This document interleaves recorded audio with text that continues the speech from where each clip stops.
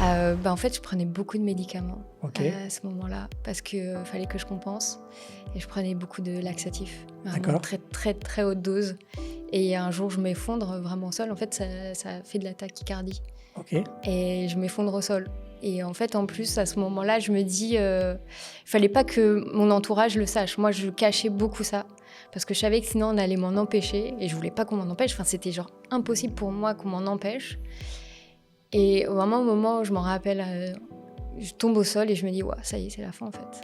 Ça y est, c'était la dose de trop, c'est celle qu'il fallait pas. J'ai eu de la chance, mon cœur est revenu ouais. et en fait, il y a toujours un lendemain à ça.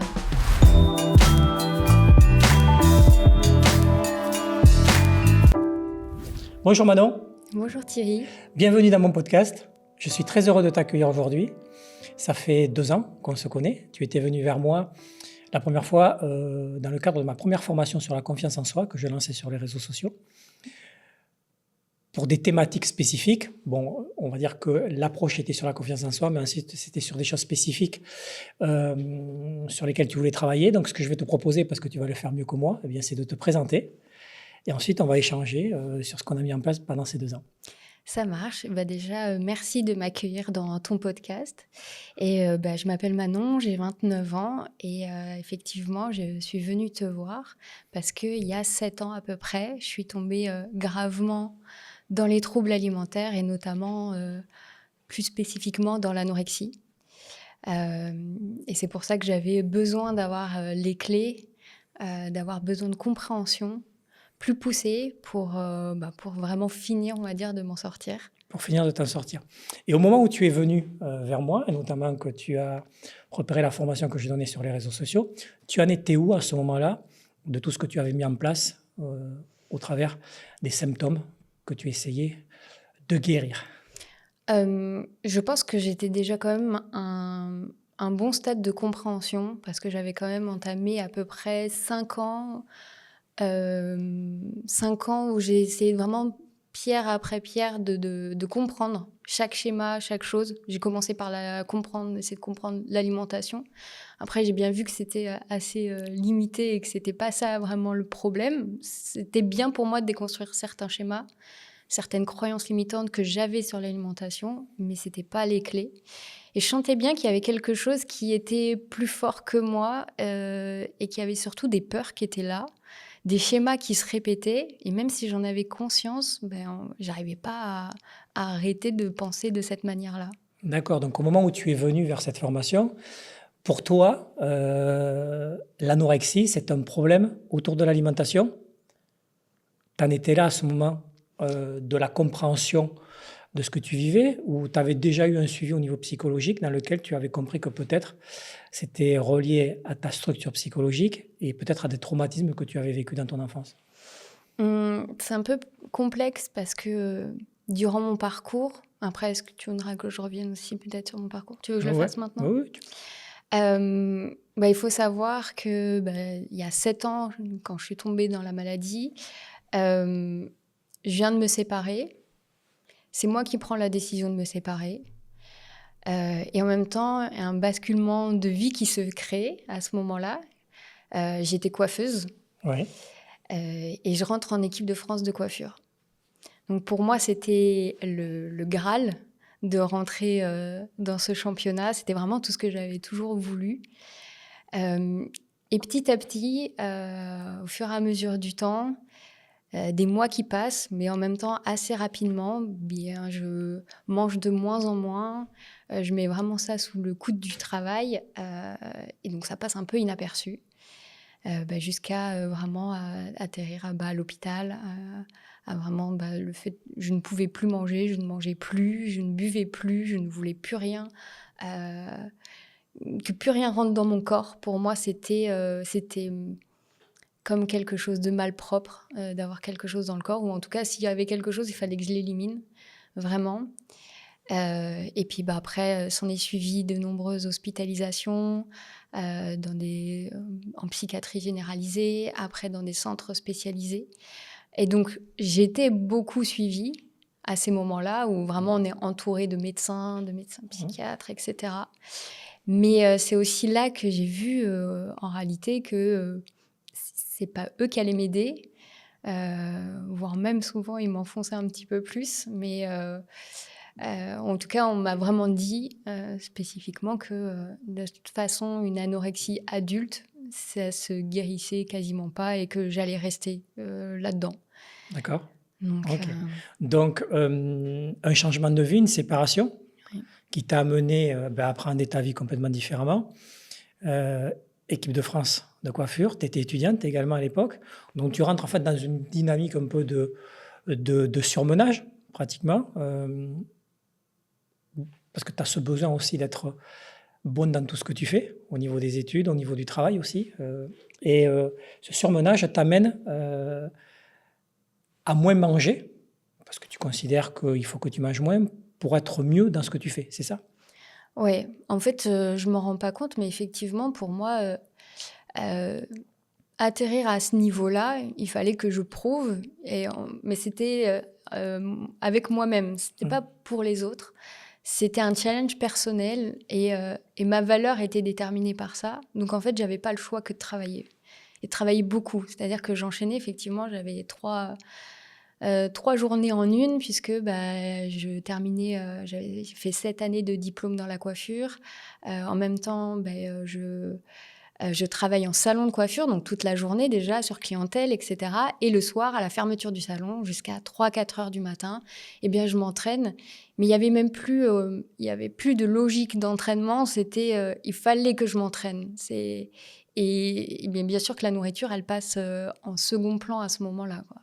Donc tu rentres un peu dans une course à la performance, c'est un peu ça. Tu dois être performante dans tout ce que tu fais. Mmh. Donc tu dors moins, parce qu'à un moment donné, pour pouvoir tout faire, le temps est limité, donc tu prends sur ton temps et tu prends sur ton temps de sommeil.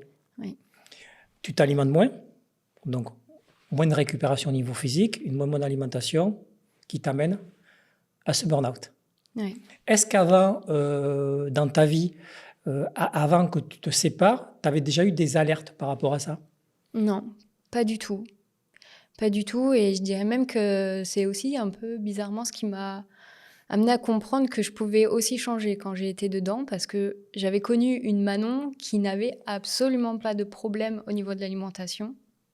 En tout cas, il n'y avait jamais rien eu dans mon enfance qui était dans D'accord. cette direction. Alors, pas de problème au niveau de l'alimentation, Non. mais quand tu es venu vers moi, c'était sur une formation sur la confiance en soi. Ouais.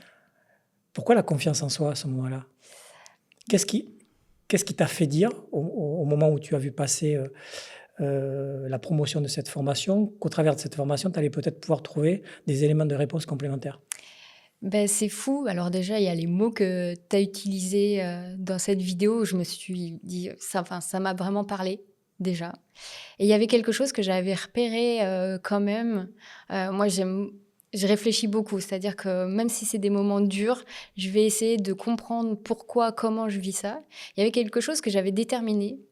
C'est que la nourriture était devenue pour moi un moyen de faire passer des émotions, mais aussi de cacher une espèce de manque de confiance, puisque si on se met dans des situations aussi extrêmes, c'est qu'il y a quelque chose derrière. Donc j'avais quand même perçu qu'il y avait un lien de quelque chose qui me manquait, quelque chose de stable à l'intérieur qui me manquait.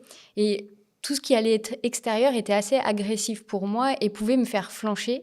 Sauf D'accord. que moi, je ne dis pas avec des mots, c'est la nourriture qui parle pour moi. Donc, tu étais rentré en fait dans une période où tu compensais des moments, entre guillemets, de dépression, de mal-être, et tu avais compris que tu le faisais par la nourriture. Ouais. Donc, c'est venu petit à petit sans que tu t'en rendes compte, jusqu'au jour où tu as compris qu'en fait, l'association entre tes moments de mal-être et la nourriture, c'était quelque chose qui s'était mis en place. Et c'est pour ça que tu as eu, à un moment donné, ce rejet de la nourriture. Est-ce que À quel moment tu t'es dit, la nourriture, c'est plus bon pour moi? vraiment, quand je suis dans cette première phase où je plonge les 2 pieds dedans dans l'anorexie, en fait, à ce moment-là, par contre, j'ai pas conscience. D'accord? Je comprends pas ce qui arrive.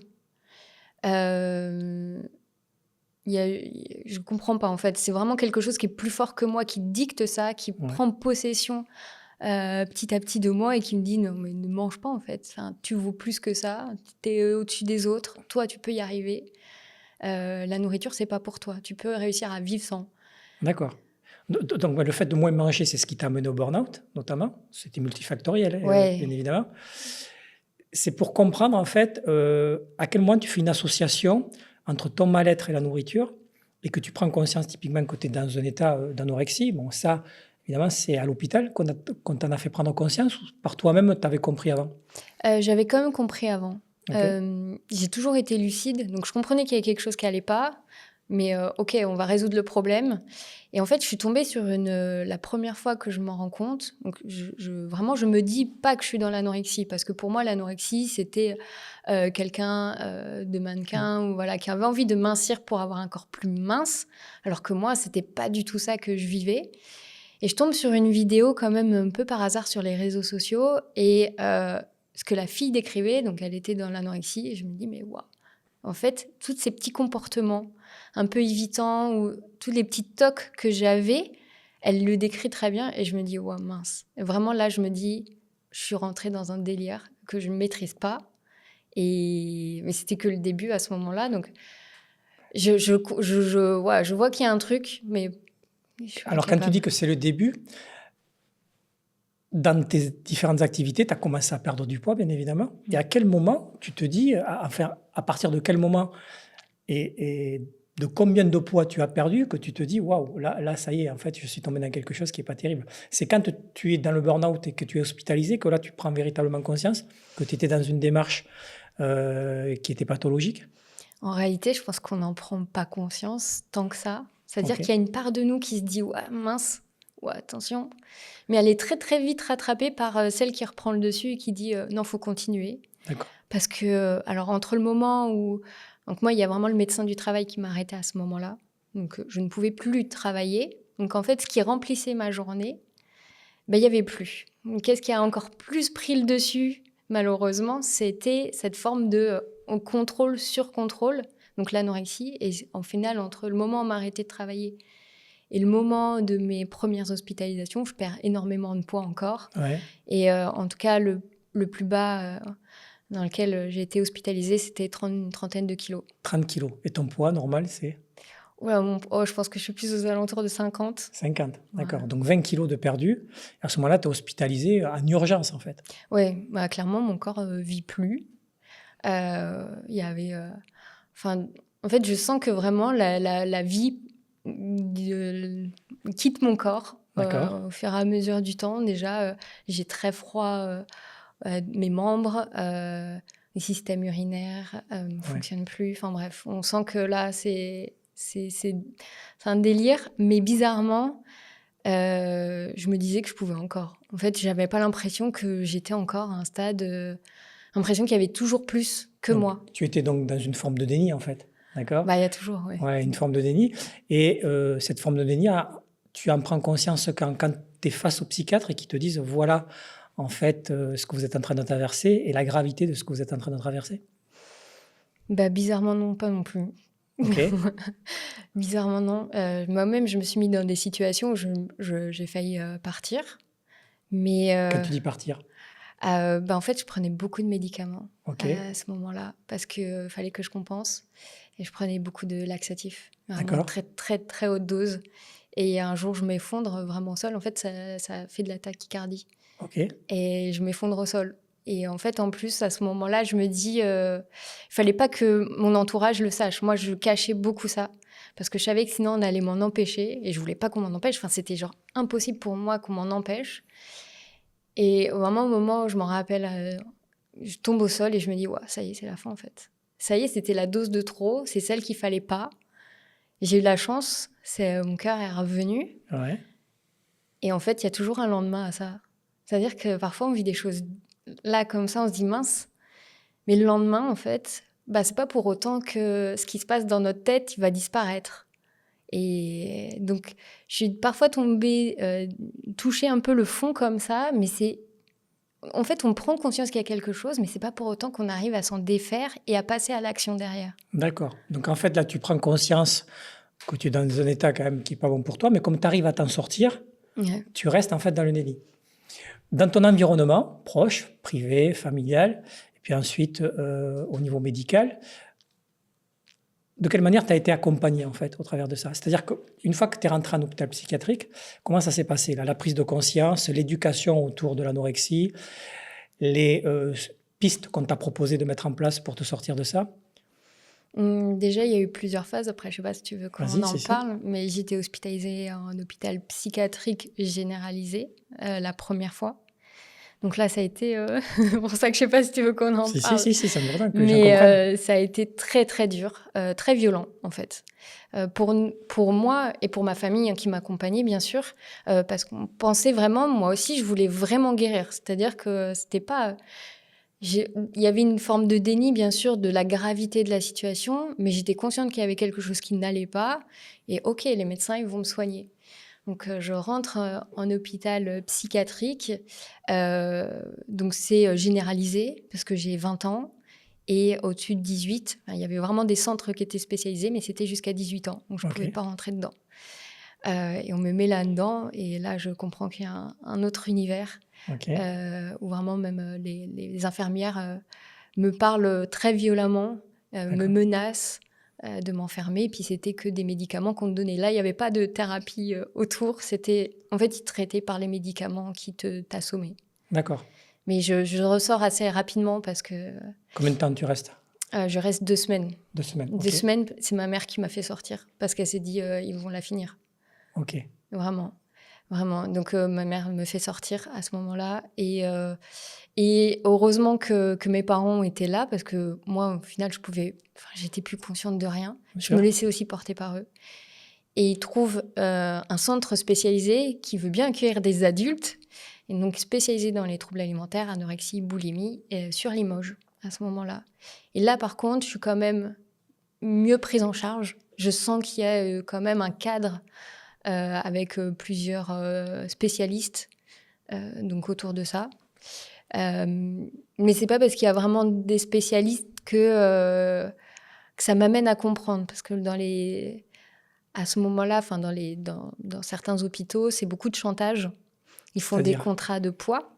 D'accord.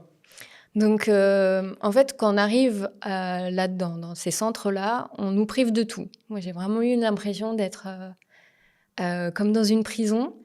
On n'a pas le droit de sortir, on n'a pas le droit d'aller aux toilettes, dans la salle de bain toute seule. Il y a toujours quelqu'un qui nous surveille. On n'a pas le droit de marcher, on n'a pas le droit d'avoir notre portable, on n'a pas le droit de voir ou d'entendre notre famille. En fait, ils nous privent de tout et ils le font exprès pour que ça soit très violent. Et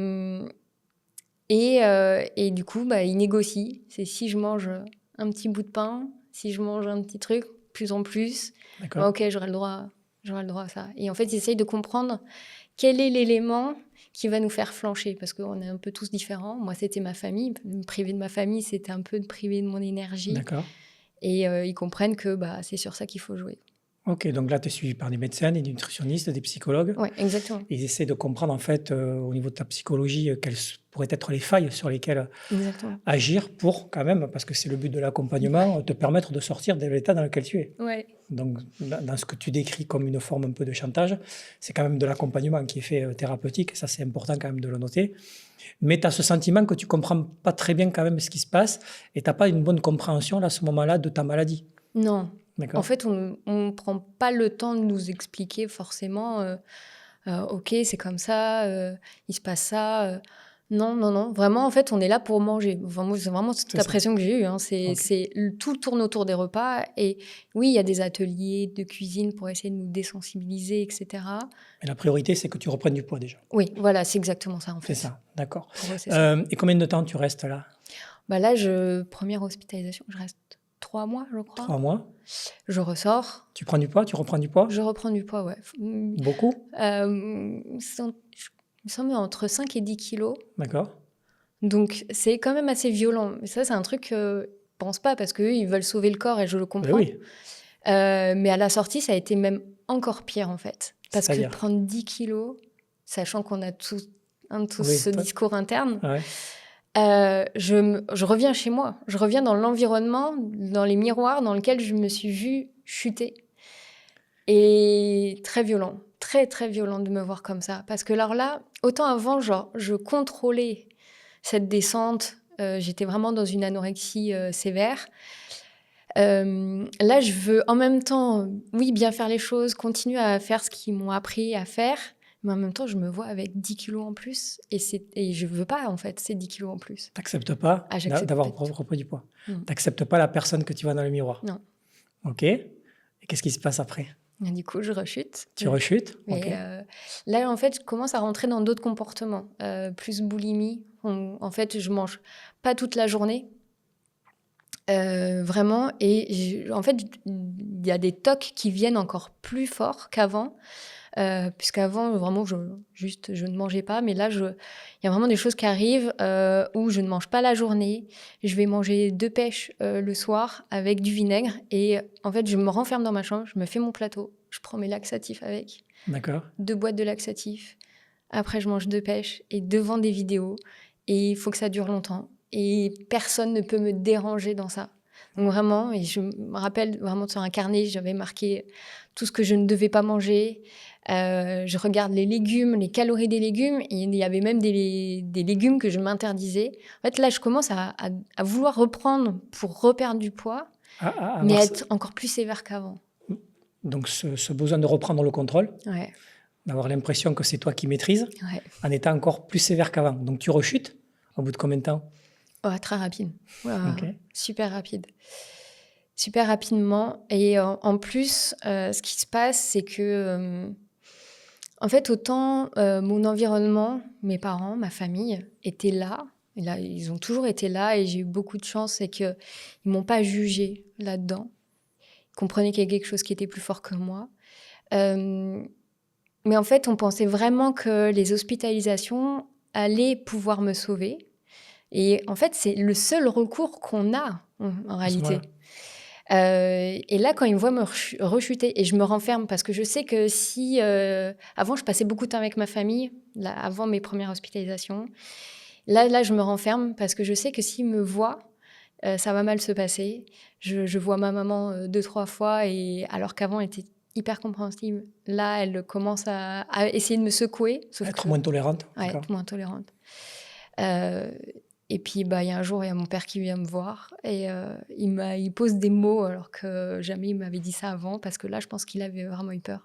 Parce que de revoir une deuxième fois chuter, tu te dis, mais combien de temps, en fait, on va rester dans ce cercle-là? C'est-à-dire que D'accord. si je suis pas à l'hôpital, je suis dans un état lamentable. OK. Et donc, je rentre dans le même centre OK. à ce moment-là. Combien de temps là? Bah, je suis repartie assez rapidement, puisque, en fait, j'avais quand même compris qu'il y avait un truc. C'est que, OK, j'arrivais à manger quand j'étais dans ce cadre de Ouais. l'hôpital. Par contre, arrivé chez moi, impossible de mettre en place, ou très, très rapidement, tout le discours interne faisait enlever par-ci, par-là. Au début, c'est rien, une biscotte qu'on t'enlève, un machin, et puis après, ça reprend vite le contrôle. Euh, et donc, j'avais une condition, moi, quand je suis rentrée à l'hôpital pour cette 3e fois, où je dis au médecin psychiatre, OK, parce que je savais que c'était possible, je fais 1 semaine à l'hôpital, 1 semaine à la maison, et j'alterne comme ça, j'adapte au fur et à mesure. D'accord. Donc, moi, je suis rentrée pour ça. Donc tu mets en place ta propre stratégie. Voilà. OK. Et ça fonctionne?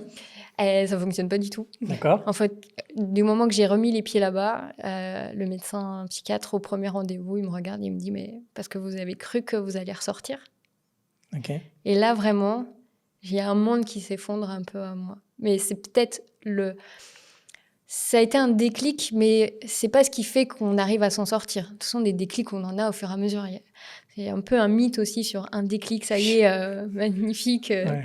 Voilà, c'est pas parce qu'on a des déclics qu'on a les clés pour s'en sortir. Mais vraiment, quand il m'a dit ça, je me suis dit, mais je suis pris au piège, en fait. Je me sens vraiment pris au piège. Et personne n'est là pour m'aider, au fond. Enfin, en tout cas, c'est vraiment ce que je ressens. Je rentre dans ma chambre et j'ai vraiment l'impression que je deviens folle. Je me cogne la tête contre les murs. Je me dis, mais on va pas me sortir de là. En fait, je suis cuite parce qu'en réalité, moi, dans ma tête, je suis une malade, en fait. Sauvez-moi. Je veux pas avoir ça. Mais qui va le faire? OK. Et ce moment-là, c'est moi qui appelle ma maman. Je lui dis, maman, je vais sortir de là. Je vais signer les papiers parce que je suis majeure. Je signe les papiers et je sors de l'hôpital et je lui dis, maman, crois-moi, je veux vraiment m'en sortir. Et là, ça a été le début. D'accord. Donc à ce moment-là, par contre, il y a eu un rejet complet de tout le corps médical. OK. Euh, donc ouais, ça c'est... Donc là, tu rentres chez toi de nouveau, Ouais, chez tes parents. ouais. Et la suite, c'est quoi? Comment après, par toi-même, tu décides de mettre en place une stratégie autour de cette maladie pour par toi-même aller chercher l'information ou l'accompagnement dont tu as besoin? Euh, Il y a une première chose, c'est que je comprends que je ne comprends pas. Je comprends qu'il y a plein de choses qui sont, voilà, que je ne maîtrise pas. Et je pense que je prends d'abord l'angle de la nutrition. Parce que au final, je comprends qu'il y a plein de peurs. C'est-à-dire que manger pour moi, peu importe que ça soit des haricots vapeur et du poulet blanc, enfin du blanc de poulet, pardon. Pour moi, c'est manger, c'est grossir. C'est vraiment Ouais, la peur que j'ai. Et je comprends que je suis très curieuse, j'observe beaucoup mon environnement. Je comprends qu'il y en a, ils mangent et ils ne grossissent pas. Pourquoi moi, j'ai ces peurs qui m'angoissent terriblement? Et déjà, j'apprends la nutrition, donc pourquoi on mange, qu'est-ce que ça fait dans le corps, par où ça passe, comment ça se matérialise, comment ça se transforme, toute la chimie à l'intérieur. Donc ça a été un point. Mais après, je comprends aussi qu'il n'y a pas que ça. Il y a plein de choses au fur et à mesure du temps. Donc ça va parce que ça m'a maintenue quand même. Parce qu'à ce moment-là, j'arrive à mieux manger. mieux manger. Ouais, Mais là, tu comprends aussi qu'en fait, tu grossis pas, tu fais que retrouver ton poids normal. ouais, c'est sûr. C'est déjà ça aussi. C'est sûr.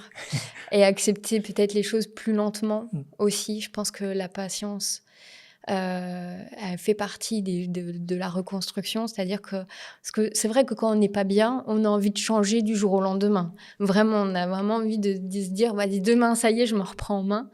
Mais en fait, ça prend du temps. OK. Et donc là, tu es chez tes parents à côté de Limoges? Alors non, pour le coup, je change d'environnement Tu changes, complètement. d'accord, Ouais. Je pars sur Lyon. En fait, je peux plus être dans cet environnement. d'accord, C'est un truc que j'ai compris, puisqu'il y avait plein de peurs, enfin, plein d'angoisses que j'avais, c'est que je ne pouvais pas croiser des gens que je connaissais. Donc, en fait, je sortais de moins en moins parce que en fait, j'avais l'impression que tout le monde me bien jugeait. sûr. Alors, on m'a jugée quand j'étais très mince, anorexique. Là, je me dis, mais les gens ils vont dire, et c'est vrai parce que ce qui me disait, c'est, ah bah c'est cool, ça va mieux. Ah mais non, mais ça va pas mieux. Ça, c'est ce que tu vois peut-être parce que j'ai repris du poids, mais intérieurement, ça Ouais, va pas mieux. ouais. Et ça, je peux pas le supporter. Donc, je décide de partir, de changer. Je pars à Lyon pour une opportunité de travail parce que j'ai envie quand même de reprendre une vie. Puis je me dis peut-être que ça va me faire penser et passer à autre chose dans mes journées, m'occuper et du coup évacuer différemment. Donc je pars à Lyon, travailler là-bas, mais c'est pas... Là, en fait, il y a vraiment dans cette période, ce qui m'a beaucoup marqué, c'est le début de la boulimie, très fort. D'accord, là, donc tu bascules de l'autre côté. Ouais. OK. Et ça a été violent parce que alors, autant on maîtrise un côté, autant là pas du tout. Et je me retrouve dans des comportements mais que je connaissais pas de moi à ce moment-là, où je mange, j'essaye de maîtriser au mieux et d'avoir un truc assez carré dans la journée. Et le soir, j'ai l'impression de me transformer en une autre personne où bah, il y a le malheur d'avoir un truc qui traîne dans le frigo et tout ça. Je me lève dans la nuit et je mange en cachette, vraiment à la lumière du frigo pour pas qu'on me voie. OK. Et en fait, le lendemain, il faut que j'efface. C'est comme ça, tout le D'accord. temps. Et cette période-là, où tu passes d'anorexie à boulimie, elle dure combien de temps? Elle dure comme, je devrais dire, entre 2, 3, 4 ans. D'accord, OK. Ouais. Donc dans un mal-être psychologique et physique. Et là, tu es accompagné pendant cette période, au niveau psychologique, Non, au niveau médical, non? non. Tu es complètement livré à toi-même Ouais. et tu essaies de trouver de l'information autour de ce que tu es en train de vivre? Ouais, alors à ce moment-là, vraiment, je pense que c'est mon problème, c'est la nourriture, bizarrement. Parce que après, enfin, je comprends en même temps que ce l'est pas, mais à ce moment-là, je comprends que, en fait, j'ai l'impression que c'est de ma faute. Ouais, C'est moi qui fait pas bien les choses, qui mange pas bien. C'est que de la volonté, je peux le faire. Pourquoi j'arrive pas à le faire? Donc j'essaye d'être assez carré, d'être assez sévère, d'avoir un cadre très exigeant pour essayer de maîtriser. Et j'ai envie de dire, je pense que je commence à réaliser, il y a un jour, j'ai regardé une vidéo Donc j'étais vraiment dans ces comportements, de plus en plus extrêmes aussi, hein, parce que vraiment je fais vraiment des choses, de me lever, acheter du chocolat dans la nuit, alors que je ne faisais absolument pas ça. De manger enfin, des doses de trucs de nourriture que jamais enfin, c'est Donc, horrible. tu découvres de nouveaux comportements alimentaires Ouais. qui te surprennent, en fait, parce que tu sais pas d'où ça vient. Ah ouais, j'ai l'impression qu'il y a un pilote automatique, il y a un truc qui prend le contrôle sur moi, qui transforme, vraiment les choses et à ce moment-là, quand on est dans cette phase un peu de crise alimentaire, c'est tout sauf plaisant, en fait. C'est plaisant 2 minutes, 2 Oui, oui. secondes et après c'est en fait, on se fait tout autant du mal que quand, enfin, quand j'étais dans la phase anorexie. Et je dirais même peut-être plus de mal parce qu'après il y a la culpabilité qui arrive, là où dans l'anorexie on l'a pas. Mais il faut que tout ce que j'ai à disposition en termes alimentation, il faut que ça disparaisse. Et on va faire des mélanges complètement bizarres de nourriture. Mais à ce moment-là, pour le coup, là, on ouvre les vannes une fois de OK, on va manger, OK. Donc c'est maintenant ou jamais. Et tout passe à me faire vraiment hyper mal au ventre. Enfin, horrible, quoi. Est-ce que tu arrives à identifier, quand tu as ces compulsions alimentaires, euh, de quelle manière c'est lié à tes pensées ou à ton mal-être? Est-ce que tu arrives à faire des liens à ce moment-là, à mettre un peu de conscience sur ce que tu vis ou pas? Oui, quand même. Je comprends que, en fait, il y a 2 choses qui s'y jouent, mais ça, je l'ai compris un peu, bah, c en fait, pendant cette phase-là, je repère, qu'il y a 2 choses. Il y a l'alimentation, parce que je m'alimente encore très, très, en mode restriction dans ma journée, donc quand Mhm. quand je suis en pleine conscience, c'est très faible. Donc je vois bien qu'il y a quelque chose quand même là-dedans, où je me dis: «Bah, c'est normal aussi que mon corps appelle la nourriture». Mais je sens qu'il y a pas que ça. Il y a vraiment, bah, en fait, je suis pas quelqu'un qui dit forcément les choses. Euh, et j'ai peur de décevoir. Il y a une forme un peu de perfectionnisme poussé à l'extrême là-dedans. D'avoir ce rôle aussi de la fille qui est toujours à fond, qui fait toujours très très bien les choses. Je sens qu'il y a un peu, il y a quand même quelque chose relié à ça. Et comme je dis pas les choses, bah, il faut un moyen d'évacuer. Et ça passe par là. Ça passe par la nourriture. Mm. Alors, au moment où tu te sépares et que tu rentres dans les multiples activités que tu nous as décrites et qui va t'amener à l'anorexie puis à la boulimie, ce que tu m'avais indiqué pendant les accompagnements, c'est qu'à ce moment-là, en fait, tu prends confiance en toi parce que tu commences à exceller dans des domaines et tu commences par te prouver à toi-même et même aux autres que tu es capable de faire des choses. C'est ça? Ouais, complètement. En fait, moi, j'étais pas une élève brillante, plus jeune. Voire même, on m'a dit, voilà, pour le coup, si je suis allée en coiffure, c'est parce qu'on m'a dit, je suis pas dans l'intellect, je suis plus dans tout ce qui va être manuel, je suis Manuel? très douée là-dedans. Et j'ai accepté cette croyance qu'on m'a envoyée à l'époque. Vraiment, littéralement, je n'ai jamais remis en question ce truc. Et, euh, et en fait, même moi, quand j'étais plus jeune, je rigolais de moi. C'est-à-dire que j'étais vraiment la dernière de la classe et c'était, voilà, je l'avais accepté, c'était rigolo. Voilà, c'était ma place. C'était rigolo, vraiment rigolo? Ah, Ou, bah, non, je pense que j'essaie de me mettre sur ce... mais pour ton environnement, tu étais une élève, en fait, enfin, tu étais quelqu'un qui n'avait pas de bons résultats à l'école et c'était Ouais, normal. Donc, au travers de ton éducation et de l'environnement scolaire, tu n'as pas développé beaucoup de confiance en toi. non. Et tu as commencé véritablement à avoir confiance en toi quand tu es rentré, notamment dans la coiffure, Mm. et que tu es rentré en équipe de France. C'est là où ça a été là l'élément déclencheur. Bah déjà, quand je mets les pieds dans la coiffure, du jour au lendemain, je deviens excellente. Mais D'accord. littéralement. Alors j'ai compris aussi parce qu'il y avait une forme d'apprentissage qui me permettait de comprendre et de faire, chose qu'on m'avait jamais donnée Ouais. avant. Et ça me stimule beaucoup. Vraiment, là, je commence à avoir une quête, d'une soif d'apprendre et de faire qui est énorme. Et je me découvre, en fait, là-dedans. Donc, positivement quand même. Mais après, sauf que, bah, en fait, on n'en a jamais assez. Donc, Mais oui, je rentre en équipe de France. Il y a pas, j'ai pas avec moi-même, j'ai pas le temps de me dire, je vais progresser. Non, il faut que je sois excellente. Et maintenant, tout de suite, il faut que je sois la meilleure. Et il faut que ça soit toujours plus. les concours nationaux, internationaux. Oui, D'accord. toujours, toujours, Donc tu toujours rentres dans plus. cette dynamique et qui est celle des sportifs de haut niveau, où Exact. c'est le perfectionnisme à l'extrême en fait, et tu dois tout contrôler, ton esprit et ton corps. Ouais. Ok. Euh, Par rapport à ton enfance, et pour revenir un petit peu sur ton enfance, et parce que c'est important, est-ce que tu es arrivé à un moment donné à prendre conscience, et de quelle manière tu l'as fait, que tes problèmes d'anorexie étaient aussi peut-être liés à ton enfance? Moi, je dirais que c'est plus avec toi que j'ai réussi à comprendre ça par l'accompagnement qu'on a fait ensemble, où tu m'as éclairé sur comment en fait on se construit durant l'enfance, comment le cerveau il capte notre environnement, les schémas de nos parents, et qu'en fin de compte ça avait donné vraiment une instabilité et en tout cas qui était propice justement à ce manque de confiance, à ce manque d'assurance que en fait j'ai compensé à un moment donné de ma vie. C'est ressorti à un moment D'accord. donné. Mais pour refaire le lien justement, donc tu étais à Lyon et ensuite tu arrives à Bordeaux. Ah ouais, il y a eu des étapes Il y a entre-temps. eu des étapes entre-temps? Mais ouais, il y a eu Lyon, Paris, D'accord. Paris-Poitiers, Poitiers-Hossegor, Hossegor-Bordeaux. On se voit à Et Bordeaux. là, c'est là où on se rencontre. Et Bordeaux, c'était il y a 2 ans à peu près, c'était Ouais, je crois octobre 2022. Moi, j'ai démarré sur les réseaux sociaux. Donc tu commences la formation ouais. où tu vas intégrer beaucoup, de théories autour de, bien évidemment, la psychologie, les neurosciences, l'épigénétique. Bon, ce que je fais d'habitude, en fait, c'est transmettre de l'information. Et puis, je me souviens, très rapidement, en fait, tu te demandes un rendez-vous avec moi parce que tu es en Ouais, panique complète. ouais. Et comme j'étais sur Bordeaux, ben, je te dis, on va se voir sur Bordeaux. Donc, on s'est vu. Mm. Et quand on se voit, à ce moment-là, ben oui, tu es en panique parce que tu te dis, je ne vais pas m'en sortir. Bah, en fait, Ouais. il y a deux choses. C'est que je trouve ça génial parce que tu m'offres, moi qui ai soif de comprendre tout ça, des connaissances que jamais enfin, personne m'avait délivrées. Et en même temps, bah, Ça fait waouh, beaucoup d'informations.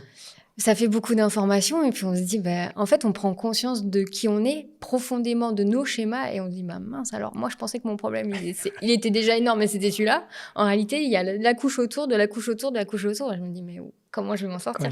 Ouais. Donc effectivement, je panique un peu parce que je me dis, mais je me rends compte, en fait, de l'ampleur du travail que ça va être. Et c'est là qu'on se voit la première Et fois. là, on se voit la première fois en physique.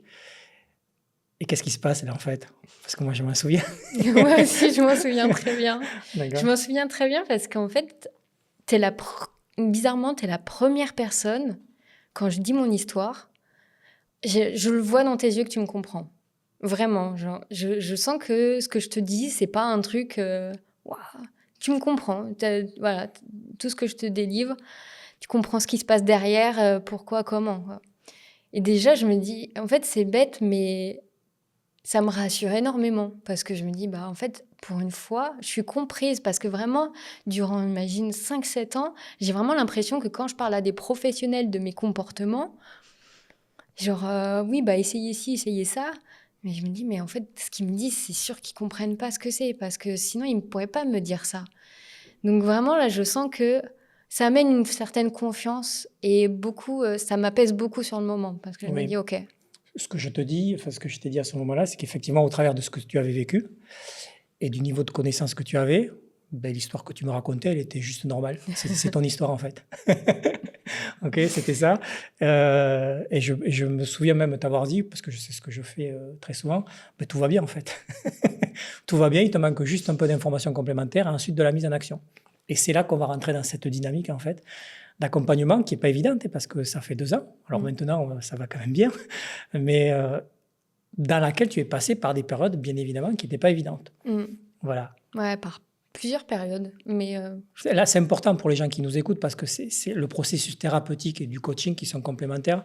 C'est là où les personnes doivent bien comprendre, c'est que comprendre la théorie, et j'exagère quand je donne ce chiffre de 1%, tout le monde est en capacité de comprendre ce qui se passe à un moment donné, mais ensuite, c'est dans la mise en action et dans la discipline que tu vas devoir mettre pour développer de la conscience sur toi, de l'observation bienveillante sur toi, que là, tu vas rentrer dans une dynamique qui est nouvelle. mm.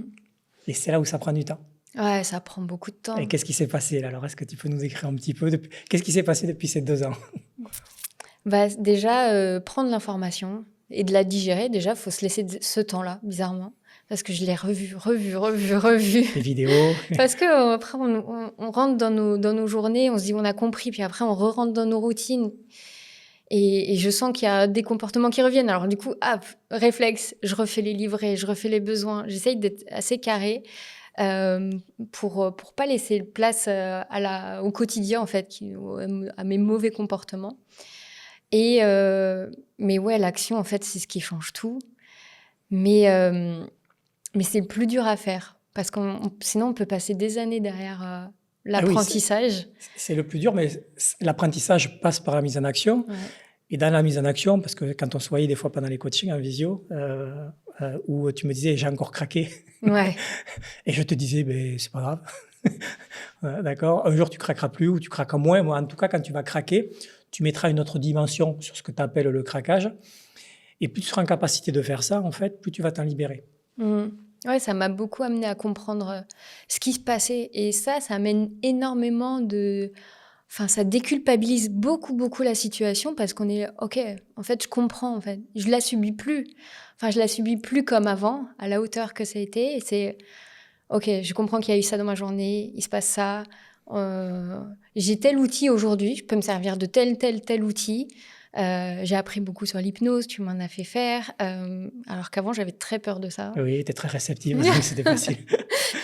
Mais j'avais l'impression que ça allait être une perte de contrôle. Et ouais, alors tu vois bien que Et non. je voulais pas. Voilà. Voilà, ça c'est important aussi, d'accord, que les gens comprennent que l'hypnose, en fait, c'est prendre le contrôle et pas le perdre. Ouais. C'est pas perdre le pouvoir, c'est prendre le pouvoir.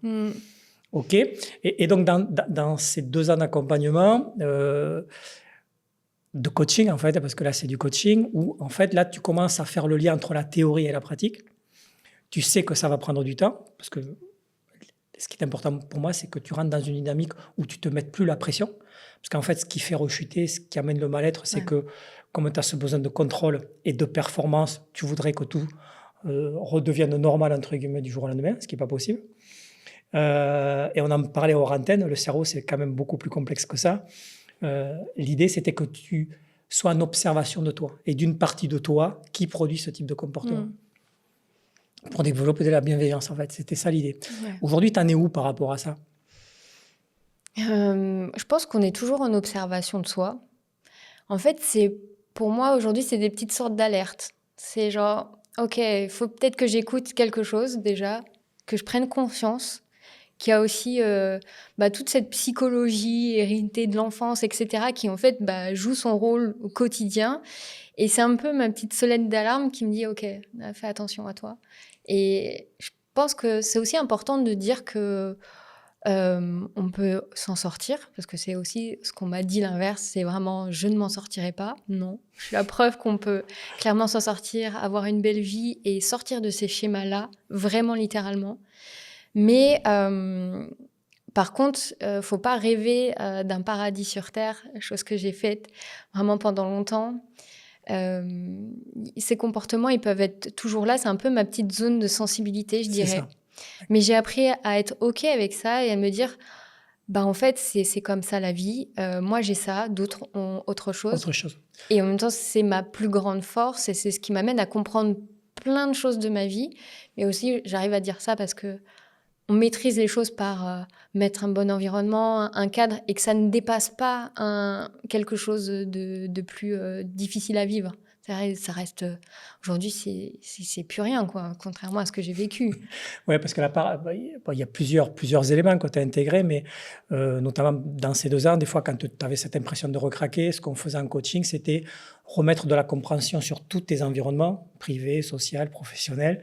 Et quand tu craquais, finalement, c'était juste le symptôme d'un moment de mal-être que tu compensais par la nourriture, parce que c'est tout simplement l'apprentissage que ton cerveau avait mis en place pour compenser quand il n'était pas bien. Je dis ton cerveau, ton corps, toi en général. Et là, tu as commencé à faire les liens entre « Ah ouais, aujourd'hui, j'ai craqué, mais voilà ce qui s'est passé pendant la journée. » Ouais. C'est ça qui est important. Oui, exactement. Oui. Ça me paraît tellement limpide. Mais pourquoi on ne le voit pas avant mais... Ouais, on ne le voit pas avant. Donc, on rentre là dans ce qu'on appelle la régulation émotionnelle, l'intelligence émotionnelle. Je traverse un état de mal-être et je vais essayer de comprendre pourquoi je ne suis pas bien en ce moment. Et je vais arriver à le contextualiser à des moments de la journée, peut-être, qui m'ont ramené à ces états, qui ne sont pas forcément les meilleurs, mais sur lesquels maintenant je peux mettre de la conscience. Et dès qu'on met de la conscience sur quelque chose, mais forcément, c'est le début, j'ai envie de dire, du changement, parce que pas de changement sans prise de conscience. Donc, est-ce qu'aujourd'hui, tu as ce sentiment d'avoir développé beaucoup plus de conscience sur qui tu es, sur ce que tu as traversé, tu as tout récemment changé encore d'environnement, Ouais. d'accord? Tu as quitté Bordeaux pour aller à Paris. Donc, tu es dans une dynamique aujourd'hui qui est évidemment super, hein. Moi, je te félicite pour tout ce que tu as mis en place parce que tu t'éclates et puis tu es éclatante. Euh, Est-ce qu'il y a, pendant ces 2 ans, alors il y a eu plusieurs périodes, bien évidemment, mais est-ce qu'il y aurait une période ou 2 périodes où tu t'es dit, là, j'ai passé un cap? J'ai compris des choses complémentaires sur qui je suis. Ouais, je dirais. En fait, il y a eu, voilà, simple pour retracer. Il y a eu la période où je comprends mes schémas, mais j'arrive pas à passer à l'action. Parce qu'en fait, c'est ça le plus dur. C'est d'affronter, c'est soit des personnes ou soit des situations qui nous mettent dans ces comportements-là. Et sauf que si on veut aller mieux, et l'action, elle est là, c'est de dire stop ou de changer ou de faire autre chose ou de faire différemment. Sauf que bah, souvent, en tout cas moi pour mon cas, qui n'ose pas dire les choses, peur de blesser, etc., c'était le plus dur à faire. Donc je pense qu'il y a cette première phase où, ok, je comprends les schémas. Et après, il y a la deuxième phase où, bah, allez, je passe à l'action et je dis les choses, je quitte certains environnements, et je Ouais. quitte des personnes pour... Ouais, ce que tu dis, c'est important parce que tu vois, dans le développement personnel ou dans l'accompagnement, Ouais. on est plutôt centré sur l'individu. Donc, dire à la personne qu'elle est responsable de tout, c'est quand même lui faire porter un poids qui est relativement important. Alors qu'en fait, c'est beaucoup plus complexe que ça. C'est-à-dire que tes symptômes, à un moment donné, vont se redéclencher dans des contextes particuliers, des situations particulières qui, elles, sont liées à tes environnements. Mm. Donc, à des personnes, bien évidemment. Et tant que tu n'as pas pris conscience de ça, et que tu te dis, il va à un moment donné falloir que je change d'environnement pour sortir des schémas dans lesquels je suis, ça a été une deuxième étape Ouais, que tu as franchie il n'y a pas longtemps. ouais, il n'y a pas très Enfin, il n'y a longtemps. pas longtemps en même temps, ça passe vite. Voilà. Et c'est un truc, c'est bien que tu le dises parce que, en fait, moi, j'ai été vachement. Tu sais, tu me disais, qu'est-ce qui t'a amené là à comprendre entre le moment où je sors de l'hôpital et tout ça. En fait, je me suis mise beaucoup dans le développement personnel. Beaucoup, beaucoup. Et tu vois, c'est pas. Alors, ça fait une partie du job, j'ai envie de dire. Ça fait prendre, en fait, la vie un peu différemment, dans un angle qui est un peu différent. Donc, ça a été une première étape. Par contre, en fait, tu comprends pas tous tes mécanismes derrière. Et en plus, effectivement, je pense qu'en plus, je suis quelqu'un qui me prend beaucoup de choses sur le Sur toi, dos. bien sûr. Pour moi, tout était un peu. Enfin. Je parle beaucoup des énergies, mais sans vraiment comprendre forcément un concept. Mais c'est une façon pour moi de me dire que bah, la vie nous apporte des leçons qu'on doit recevoir. Et du coup, tout ce que je vivais de mal, j'ai vraiment l'impression que c'est moi, en fait. C'est parce que c'est moi qui l'ai attiré à moi, parce que, etc. Euh, et en réalité, il y a une partie... Enfin, si on reste dans cette culpabilité, tout autant que la nourriture, en fait, on s'en sort pas non Mais non. plus. Et cette culpabilité, bizarrement aussi, elle peut peut-être nous protéger à un certain moment pour pas passer à l'action. Parce que passer à l'action, c'est ce qui sort de notre zone de confort et c'est ce qui est le plus dur. Et aussi le développement personnel, tu es un peu là dans le côté où, bah, en fait, il faut que ça soit confortable. On a envie d'être bien, on a envie de se sentir bien. Donc, on reste dans cette zone un peu où on se sent bien. Et le passage à l'action, en tout cas, moi, je l'ai beaucoup repoussé à ces moments-là parce que bah non, si je me sens pas bien, ça veut dire que c'est pas bien pour moi, en fait, là.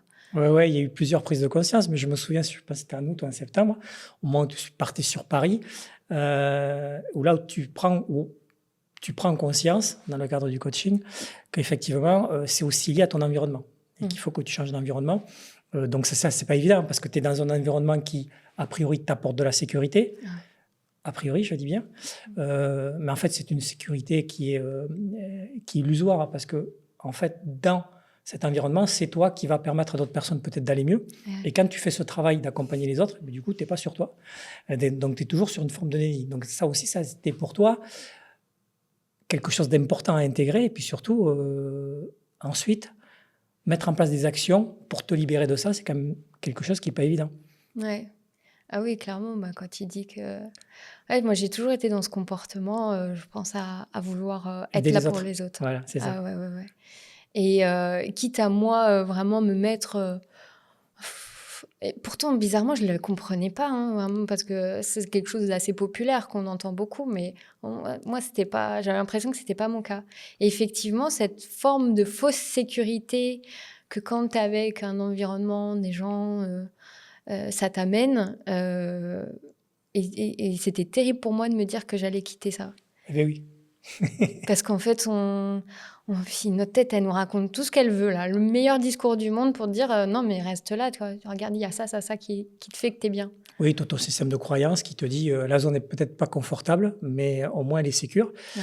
Il y a ce que tu te racontes toi et puis il y a ce que te raconte aussi ton environnement. Oui, D'accord. oui. Ouais, c'est vrai que c'est un peu important aussi quand même de le préciser. Parce que, en fait, les autres vont vouloir te garder, vont vouloir. Voilà, et en fait, chacun pense à soi au fond. Ben oui, Et, ouais, mais c'est relativement humain de d'abord penser à soi, mais est-ce que c'est avec une bonne intention? C'est là où il faut mettre de la conscience et développer de la conscience. Donc toute cette période de Bordeaux, quand même, ça a été une période dans laquelle tu as développé tous ces apprentissages, pardon, toute cette conscience que tu as pu mettre sur toi, ton environnement interne et puis tes environnements externes. Puis maintenant, tu es sur Paris. Ouais. Donc comment ça se passe à Paris? Ça se passe super bien. Je sais que tu m'as préparé aussi à aller sur Paris, faut le préciser, parce que en fait, c'est une forme d'insécurité. Ça a été une forme d'insécurité.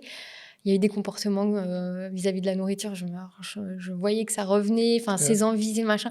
Je t'ai appelé en mode comment je peux faire? Et tu m'as toujours rassuré sur OK.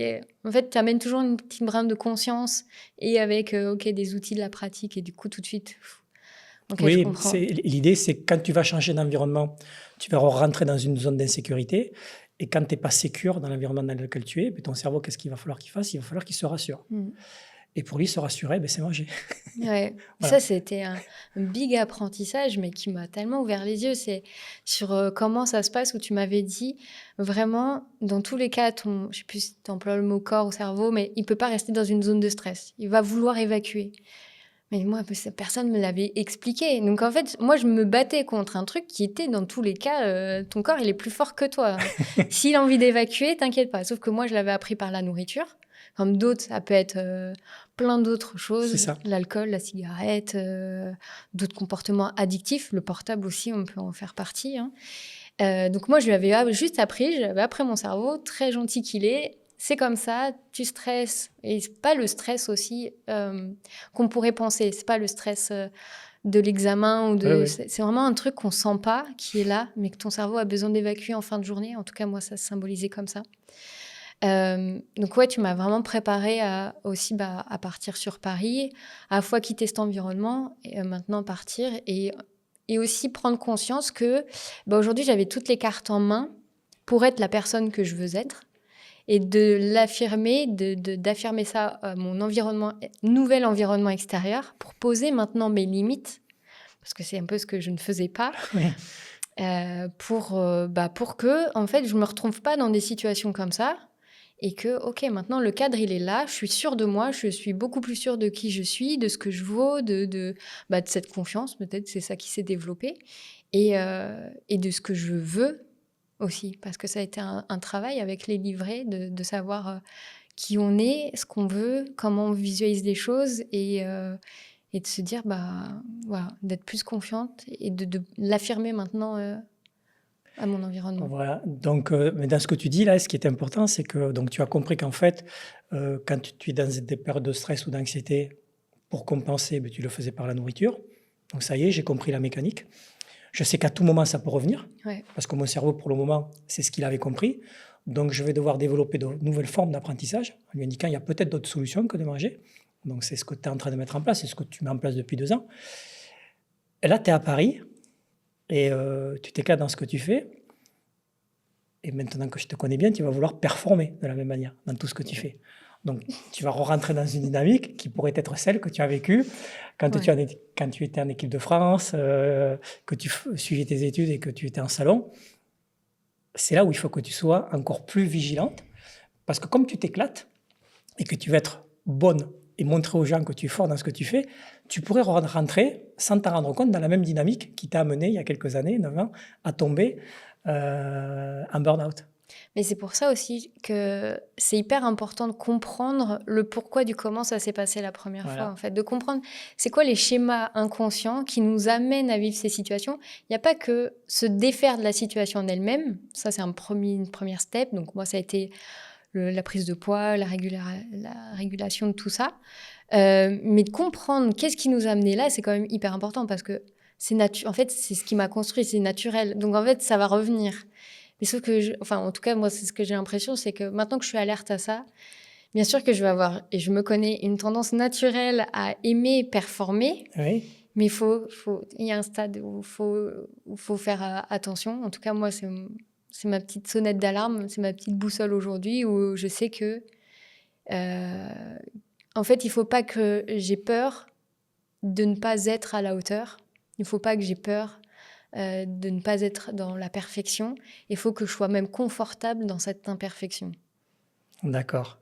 Mais alors la différence, si on peut la noter, c'est que la première fois où tu es rentré dans cette dynamique, où tu étais en surmenage et qui t'a amené à l'anorexie, tu n'avais pas conscience à l'époque des mécaniques. Et surtout, c'était la première fois, pour toi en tout cas, que tu étais bonne dans ce que tu faisais, donc tu avais confiance en toi. Et tu voulais tellement avoir confiance en toi que ça t'a amené là où ça t'a amené. Donc de la même manière, la mécanique que tu es en train de mettre en place maintenant est un peu la même. Sauf que là, tu as compris et tu comprends les enjeux. Tu sais que ça pourrait t'amener à une même forme de performance qui pourra à un moment donné se retourner contre toi. Ouais. Donc l'intelligence aujourd'hui, c'est de comprendre ça, de comprendre ces schémas en fait dans lesquels tu es et de les prévenir. Donc au quotidien, comment tu fais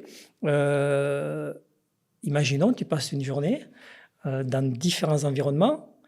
À quel moment, quand tu traverses un moment de mal-être, tu arrives à te dire, tiens là, je ne suis pas bien, j'ai peut-être envie de manger ou de recraquer. Et quand tu ne le fais pas, de quelle manière tu prends conscience de ça?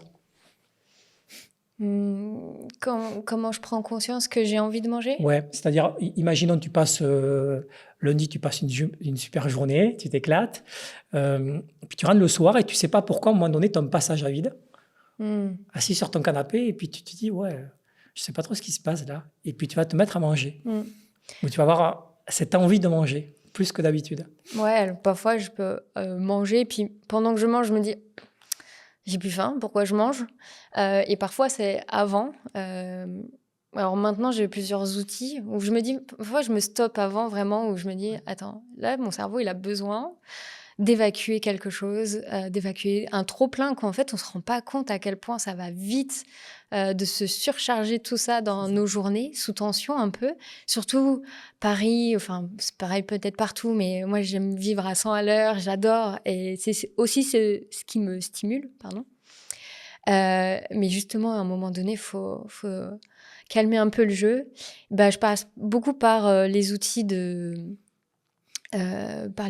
respiration, clairement. Ça, et je le sens en fait aujourd'hui. Je sens quand ça y est.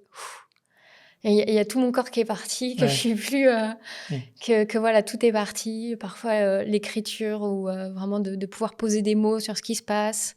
La visualisation, j'aime beaucoup aussi. Donc tu arrives à associer, en tout cas à comprendre à un moment donné, je vais dans ma journée être un niveau de saturation mentale qui est généré par toutes les stimulations que j'ai, dans mon envie de bien faire. Sauf que ton cerveau, il est tellement en stress à ce moment-là qu'à un moment donné, il va avoir besoin de compenser. Et c'est là que ça y est, tu as compris, quand ça va un peu trop, il faut calmer le système. Et justement, tu vois, c'est ce qu'on parlait de déculpabiliser. C'est qu'une fois que tu l'as compris, tu dis OK. Même si tu manges, tu dis OK, je l'ai juste pas compris avant. Et c'est pas grave. Enfin, genre, avant, je pouvais beaucoup me punir pour ça, le lendemain, machin. Non, maintenant, OK, vas-y, j'ai mangé un truc en plus. OK, je le comprends. Il faut peut-être que j'évacue et c'est tout. Et ça change vraiment toute la donne. C'est-à-dire, quand tu penses craquer, parce que c'est encore tes croyances, tu arrives à mettre une conscience différente dessus, donc pour pas être dans la culpabilité. Et ton rapport au poids, il est comment maintenant? Est-ce que tu es dans ton poids normal? Je pense. Okay. Ça fait un peu quelques années quand même. En fait, je suis vachement plus en paix, mais ça a été un travail. En fait, dans mon parcours, on m'a mis beaucoup de croyances, mon environnement extérieur, sur comment devait être la guérison, ce que je devais manger pour être guérie ou pas. Alors aujourd'hui, c'est moi avec moi-même. Je me dis, en fait, c'est déjà s'il y a la peur qui s'y cache. Maintenant, j'ai bien compris ce système. Je suis plus drivée par la peur. Donc aujourd'hui, j'aime manger des choses qui vont nourrir bien mon corps, et c'est un peu normal parce que c'est notre première machine. Si elle marche pas bien déjà, on est malheureux. Donc il faut bien la nourrir avec les bons nutriments, les bons éléments. Le sommeil, donc je fais quand même vachement gaffe. Parce qu'en fait, ça, je me rendais pas compte à quel point c'est le premier moteur tu dors pas bien, tu manges pas bien, ah bah, là, Mais tes oui, émotions... tu as compris que, en fait, pour fonctionner, il faut de l'énergie. ouais. Donc, il faut manger. Si tu manges pas, tu pourras pas mener à bien tous les projets que tu as actuellement. Et ensuite, ben, de quelle manière je mange, quand je mange, qu'est-ce que je mange. Mm. Et puis, le poids ne devient plus en fait une problématique. Parce qu'aujourd'hui, en fait, dans les choses que tu mets en place, tu les fais pour toi. Est-ce qu'avant, tu avais le sentiment de le faire aussi pour les autres? Mm. D'avoir approuvé quelque chose aux autres? Et est-ce qu'aujourd'hui, tu as toujours ce sentiment d'avoir approuvé aux autres quelque chose au travers de tout ce que tu fais? Je dirais qu'en fait, mon insécurité par rapport à mon corps et à moi-même, je pensais que c'était les autres qui allaient le voir. D'accord. Donc le regard que je me mettais en interne à moi-même, le jugement que j'avais, je pensais que mon environnement me jugeait de la même manière. Alors à ce moment aussi, j'ai compris que déjà, ça passe par moi. Et en fait, je pense que quand on reprend notre confiance, quand on reprend tout ça, et qu'on est plus en paix avec ce qui se passe, nous, et aussi bah, le fait qu'on n'est pas à la perfection du corps esthétique ultra parfait, et qu'en fait, si c'est pas moi qui va m'aimer, qui va aimer mon corps, en fait, bah, tout le monde là va me dire que, ou en tout cas, moi, je vais le reprendre comme Oui, tu vas ça. le ressentir. Tu vas repérer dans l'environnement tout ce qui va Exact. tout ce qui va consolider tes croyances. Alors, c'est important ce que tu viens de dire parce que tu as parlé de confiance. À un moment donné, on reprend confiance en soi. Beaucoup de personnes n'ont pas confiance en elles ou considèrent qu'elles n'ont pas confiance en elles. Et pour celles-là, elles ont déjà du mal à mettre une définition dessus. À quel moment tu t'es dit, ça y est, j'ai peut-être repris confiance en moi ou je suis en train de développer de la confiance en moi? Ça va mieux là, ça y est. J'ai repris la même, mais sur quelque chose de différent. Mm. J'ai le contrôle sur quelque chose qui serait peut-être mon développement personnel, mon bien-être personnel, mais de manière complètement différente et pas par le biais de la nourriture. Bah, je dirais, en tout cas pour moi, c'est vraiment bizarrement d'être égoïste, mais le juste égoïsme. C'est en fait de penser à soi, mais dans tous les spectres. Ouais, Et parce que, en tout cas, ce qui m'a beaucoup amené dans ces situations-là, et ce qui m'a amené à ne pas avoir confiance, c'est que tu es drivé par ton environnement, peu importe pro, perso, et c'est lui qui est juge de ouais. ta valeur personnelle. Et en fait, on oublie en fait d'être notre propre juge. Et même s'il y a une petite voix parfois qui t'aurait dit ah non, t'es sûr que c'est pas ce que tu avais envie de vivre. En fait, l'environnement est tellement fort et c'est ce qui prouve tellement notre valeur que on se met de côté. Et une fois qu'on comprend qu'en fait la mécanique elle va devoir marcher à l'inverse parce que sinon en fait ça va jamais pouvoir se faire. Donc c'est vraiment un travail de se dire ok. Ça commence par moi, en fait. Et c'est pour ça que je dis que c'est égoïste, mais quand on est égoïste, ça, je l'ai compris aussi, par contre. Euh, Parce que je pensais vraiment que là, j'avais vraiment envie de donner aux gens. Mais j'ai compris que c'était limite égoïste de faire ça, ou en tout cas que ça allait pas leur servir. Parce que quand tu n'es pas qui tu es vraiment pour eux, en fait, tu leur fais aussi inconsciemment du mal. Oui, Et j'ai compris que bah, la meilleure des choses, c'est d'être aligné et sûr de soi et être s'affirmer vraiment et d'oser être en fait. Et quand on ose être, on est dans la justesse aussi envers les autres. C'est-à-dire qu'on va pas leur dire ou leur faire montrer uniquement la facette qu'on veut paraître, mais la juste chose. Et parfois, s'il faut dire les choses avec simplicité, et voilà, et ben, authenticité. on va pas aller dans des situations qui sont encore plus compliquées. Parce qu'en fait, je me mettais beaucoup dans des situations compliquées. Oui. D'accord. Donc, tu es moins dans l'attente des autres aujourd'hui pour avoir le sentiment d'exister. Ouais. C'est un peu ça que tu nous décris. Euh, pour être encore plus précis sur la confiance en soi, parce que c'est très très important, je pense pour les personnes qui vont écouter ce podcast, la confiance en soi est passée donc pour toi par une intégration de connaissances, bien évidemment, théoriques, déjà relativement poussées, mais comme toi, tu es perfectionniste, tu allé en chercher encore beaucoup d'autres et tu es venu aussi en chercher vers moi bien plus que ce que je le fais dans des accompagnements normaux. Et une fois que tu as compris ça, donc il y a cette bataille qui va se faire avec toi-même au quotidien, parce que tu vas te rendre compte que tu as beau savoir, mais tu n'arrives pas à mettre en pratique. Et qu'ensuite, c'est sur la durée, par la répétition, donc par la pratique, que tu vas arriver à faire le lien entre la théorie, ouais, j'ai envie de dire, et le terrain.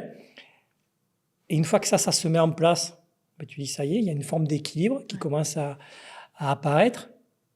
Et tu as pris de la même manière conscience que ben, cet équilibre est fragile.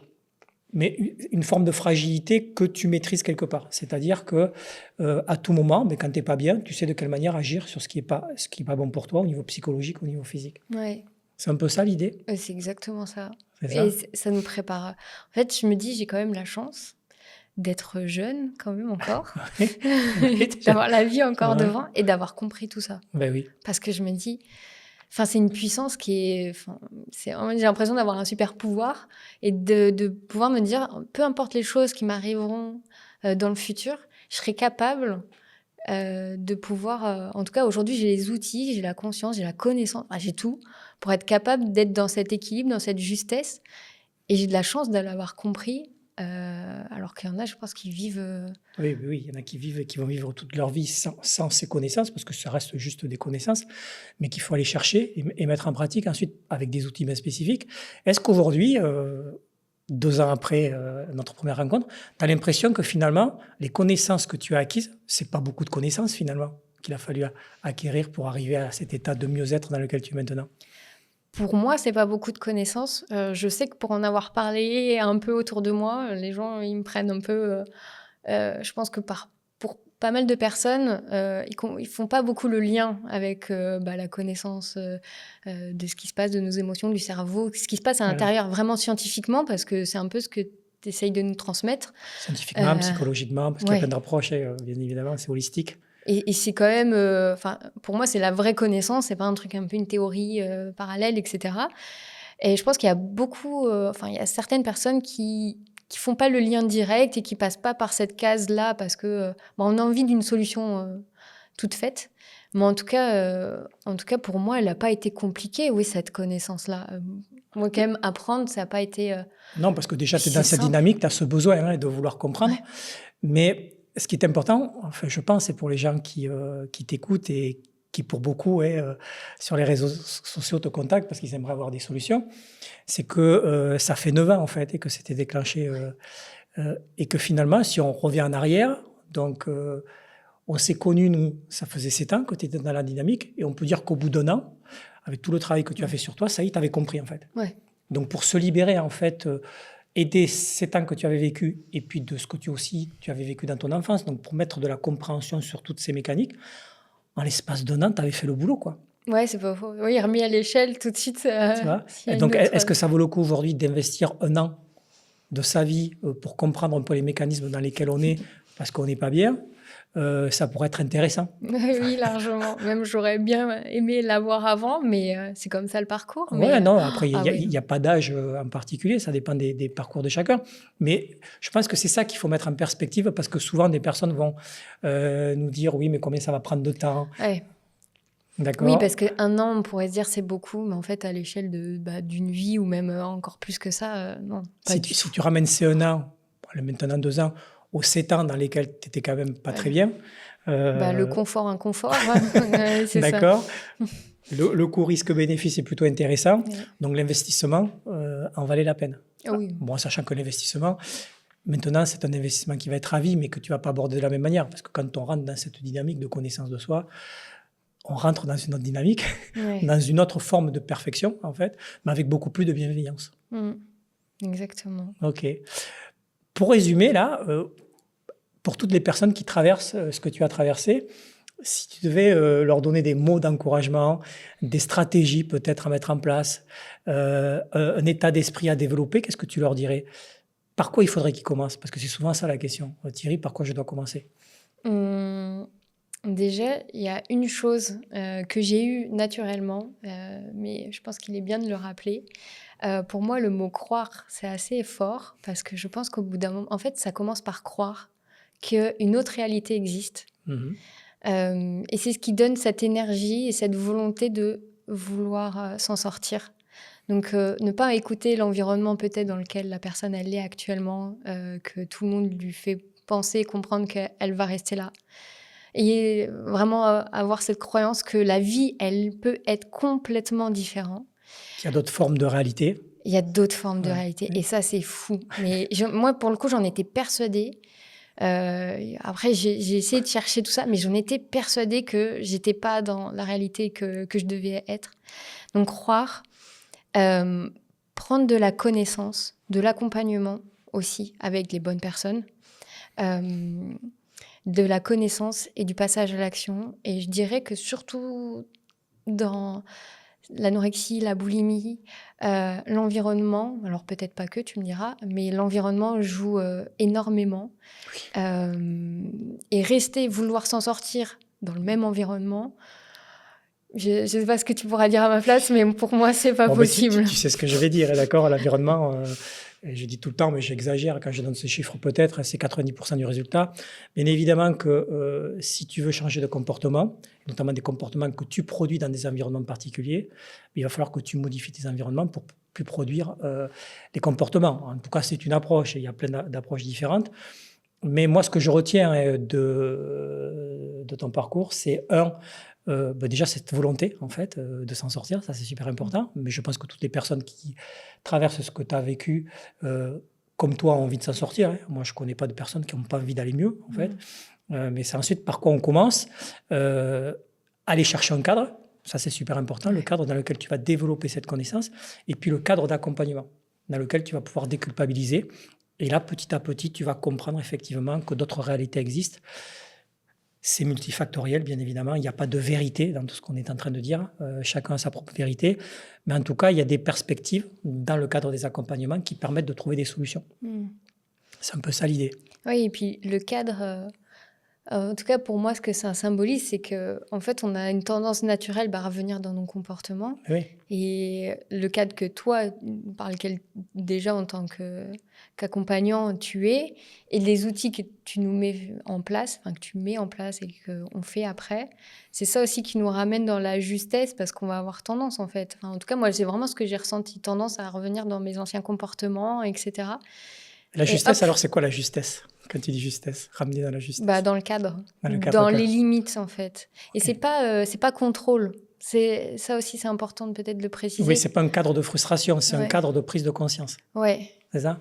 Ouais, puis de limites justes à avoir. Parce qu'en fait, ouais, il y a un moment donné aussi, on se dit oh, bah, je contrôle, je suis trop dans le contrôle, bah, je lâche prise. Qu'est-ce que Ouais. ça veut dire je suis quoi? Je mange tout ce que je veux quand je veux. Parce que c'est un peu ça. Je me reconnaissais pas non plus là-dedans.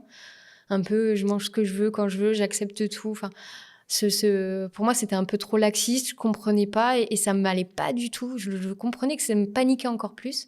Donc, c'est pas ça non plus. C'est vraiment, on définit un truc dans lequel on est bien, les émotions sont là, elles sont régulées. Et je pense que c'est une espèce d'hygiène de vie, de cadre de vie qu'on se met.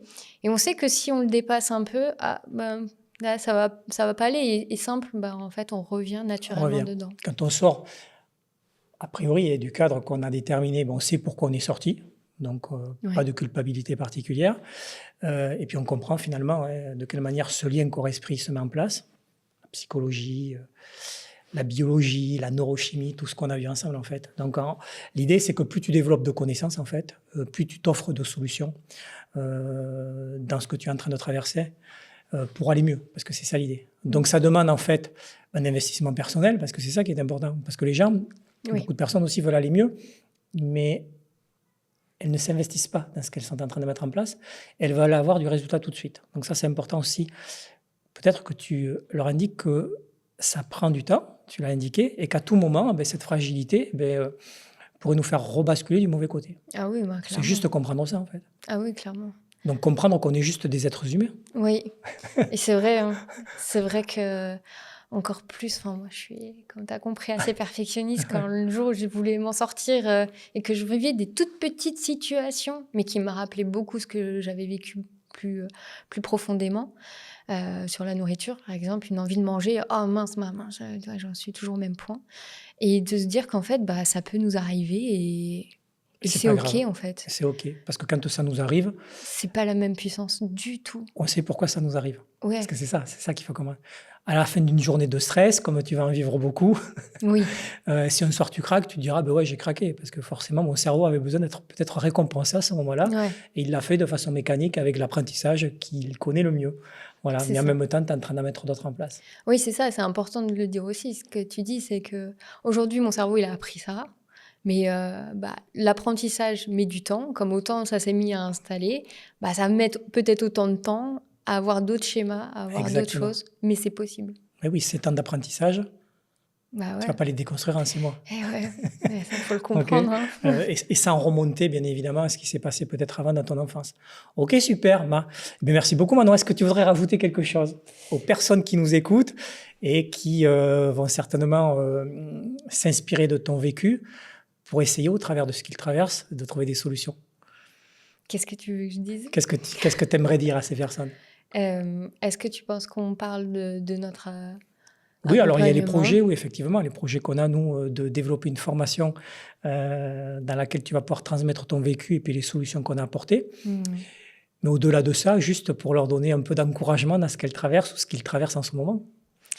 Beh, que la Toi, réalité, tu aurais aimé entendre quoi, toi, à ce moment-là? Qu'est-ce que qu'est-ce dans que dans un état de mal-être, le plus puissant que tu aurais pu traverser, tu aurais aimé entendre quoi qui t'aurait redonné de l'espoir? que c'est possible. OK. En fait, je pense simplement que c'est possible et que en réalité, bah, c'est bien de s'inspirer de personnes qui se sont sorties et c'est une preuve, en fait. Ben oui. Et moi, aujourd'hui, si j'aime aussi témoigner, c'est que je veux être une espèce de preuve, au monde et d'offrir ça parce que pour moi, j'ai vraiment comme repris la vie, au sens premier Ah du oui. terme, et de pouvoir prouver qu'en fait, on peut vivre une complète autre réalité, que ça va passer par du temps, du travail, ça on en est conscient, de bien s'entourer avec des professionnels, mais que voilà, la réalité dans laquelle la personne elle est aujourd'hui, elle peut être tout autre et que la vie après ça, elle a tellement de choses à nous offrir, et qu'on doit aussi prendre cette énergie pour vivre des choses, dingues. Eh beh, super. Voilà. Merci beaucoup, Manon. Merci Voilà, Thierry. on se retrouve bientôt et puis, plein de belles choses à venir sur cette thématique Oui, autour de surtout. l'anorexie et de la boulimie. Voilà. À bientôt. Merci.